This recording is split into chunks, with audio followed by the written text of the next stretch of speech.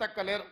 మహిళలు, డ్వాక్రా సంఘాలు, స్వయం సహాయక బృందాలు వాళ్ళని 10 సంవత్సరాలు రాసి రంపాన పెట్టిరు. వాళ్ళని కనీసం మర్యాద కూడా ఇయ్యలే. వాళ్ళు ఎట్లున్నారో చూడలే. ఆడబిడ్డల అవమానంతో కుంగిపోతుంటే సోనియమ్మ నాయకత్వంలో మన ప్రభుత్వం వచ్చిన తర్వాత స్వయం సహాయక సంఘాలను అన్నిటిని కూడా పునరుద్ధరించినాం. నేను నడుచుకుంటూ పోతే వేలాది మంది మా అక్కలు, మా ఆడబిడ్డలు వెనకాల ఉండి చప్పట్లు కొడుతుంటే వాళ్ళ కళ్ళల్లో ఆనందం చూస్తుంటే నాకు కడుపు నిండిపోయింది. రాత్రికి భోజనం చేయాల్సిన అవసరం కూడా లేనంత సంతోషం కలిగింది. ఎందుకంటే ఆడబిడ్డల కళ్ళల్లో ఆ సంతోషం చాలా సంవత్సరాల తర్వాత నా కళ్ళకు కనిపించింది. ఎందుకంటే ఇవాళ 67 లక్షల మంది స్వయం సహాయక సంఘాలు ఉన్నాయి. జీరో వడ్డీ ఇవ్వడమే కాదు, వాళ్ళని 1 కోటి మంది సభ్యులుగా మార్చి 1 కోటి మంది ఆడబిడ్డల్ని కోటీశ్వరులను చెయ్యాలని కంకణం కట్టుకున్నాం. తప్పకుండా 10 సంవత్సరాలలో ప్రతి ఆడబిడ్డను కోటీశ్వరాలను చేసి తీర్చే బాధ్యత మాది.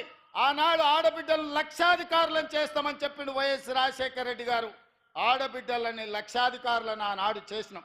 ఈనాడు పెద్దపల్లి గడ్డ మీద నుంచి మేము మాటిస్తున్నాం, మా మంత్రివర్గం అంతా ఆడబిడ్డల్ని 1 కోటి మందిని కోటీశ్వరులను చేసే వరకు విశ్రమించేదే లేదు. ఐకేపీ కేంద్రాలే కాదు, సోలార్ పవర్ ఉత్పత్తి నుంచి ఆర్టీసీలో బస్సులు కిరాయి పెట్టే వరకు ప్రతి వ్యాపారంలో మహిళా సంఘాలను రాణించే విధంగా వాళ్లకు రుణాలు ఇప్పించి వాళ్ళను వ్యాపారస్తులను చేసి వాళ్ళను కోటీశ్వరులుగా మార్చే బాధ్యత కాంగ్రెస్ తీసుకుంటుంది.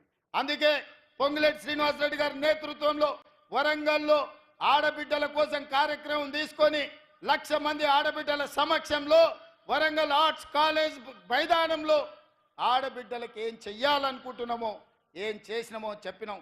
మళ్ళొక్కసారి తెలంగాణ రాష్ట్ర ఆడబిడ్డలకు నేను గుర్తు చేయదలుచుకున్నా, 1 కోటి మంది ఆడబిడ్డల్ని కోటీశ్వరులను చేసే బాధ్యత మీ తమ్ముడుగా, మీ అన్నగా నాది, మీ బిడ్డగా నాది అని చెప్తున్నా. మీ ఆశీర్వాదం ఉంటే ఆ 1 కోటి ఓట్లు బౌలింగ్ బూత్లో డబ్బాల పడితే మా సోదరులు ఓటు వేసినా వేయకపోయినా రెండోసారి అల్కగా ముఖ్యమంత్రి అవుతానని ఆడబిడ్డలకు నేను చెప్పదలుచుకున్నా.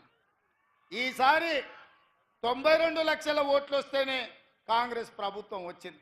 వచ్చేసారి మా ఆడబిడ్డలు 1 కోటి మంది 1 కోటి ఓట్లు వేస్తే వీళ్ళు ఇచ్చేది బోనసే తప్ప అస్సలు కాదు. ఆడబిడ్డలు ఇచ్చేది అసలు అవుతుంది, మా సోదరులు వేసే ఓట్లు బోనస్ అవుతాయి. కేసీఆర్కు వజీఫ్ అవుతుంది. ఇక మళ్ళీ వెనక కూడా ఆ విధంగా ఉన్నాయి. అదేవిధంగా యువకులు, నిరుద్యోగ యువకులు, విద్యార్థులు, ఇవాళ విద్యార్థుల కోసం యూనివర్సిటీలను చంద్రశేఖరరావు గారు పూర్తిగా నిర్వీర్యం చేసిండు.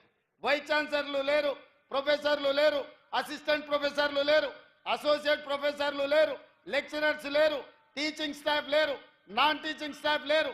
మొత్తం దివాలా దీపిస్తే యూనివర్సిటీలను మనం వచ్చిన ఎంబడే 10 యూనివర్సిటీలకు వైస్ ఛాన్సలర్లను నియమించడమే కాకుండా డిఎస్సి నోటిఫికేషన్ ఇచ్చి 10 ఏళ్ల వాళ్ళు చేయని పని 11,000 మంది టీచర్ల నియామకం చేపట్టి తండాలలో, గూడాలలో, మారుమూల పల్లెల్లో ప్రతి పేదవాడికి విద్యను అందుబాటులోకి తేవాలి, పేదవాడు చదువుకోవాలి, ఈ అధికారంలో భాగస్వాములను చెయ్యాలి అని ఇవాళ 11,000 మంది టీచర్ల నియమించడమే కాదు, 35,000 మంది టీచర్ల బదిలీలు, 21,000 మంది టీచర్ల ప్రమోషన్లు ఇవ్వడం ద్వారా ఈరోజు మన ప్రభుత్వం విద్యకు అత్యంత ప్రాధాన్యత ఇచ్చి పేదవాడు చదువుకుంటేనే బాగుపడతాడనే విశ్వాసంతో పేదలకు విద్యను అందుబాటులోకి తీసుకురావాలనే ప్రయత్నం చేసినాం. అదే కాదు, కేజీ నుంచి పీజీ వరకు ఉండే అన్ని కళాశాలలను సమీక్షించి ఏ మండలాలలో జూనియర్